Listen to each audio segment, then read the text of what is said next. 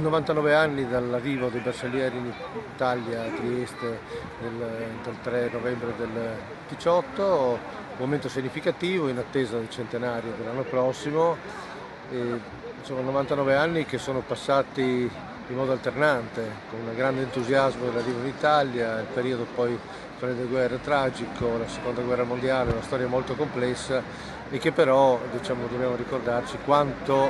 i nostri avi hanno lottato per poter avere l'Italia qua. Il disfacimento dell'impero austro-ungarico era ormai nell'aria, ma la voglia di ricongiungersi alla patria italiana per motivi linguistici e culturali era forte, e quindi l'entusiasmo di quei momenti non va mai dimenticato, va celebrato, va ricordato, deve essere d'esempio anche per il nostro futuro. Essere italiani adesso ha un significato nuovo.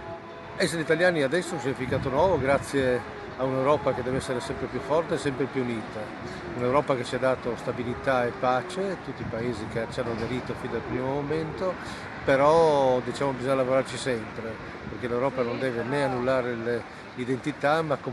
però nel complesso non deve sottolineare le differenze dei popoli europei, deve cercare di sottolineare invece quello che ci unisce e che insomma è dimostrabile dalla cultura, dalla musica, dalla storia, la storia di un'Europa che solo unita può essere competitiva a livello internazionale, non contro gli altri, ma a disposizione di un'umanità che ha bisogno di noi.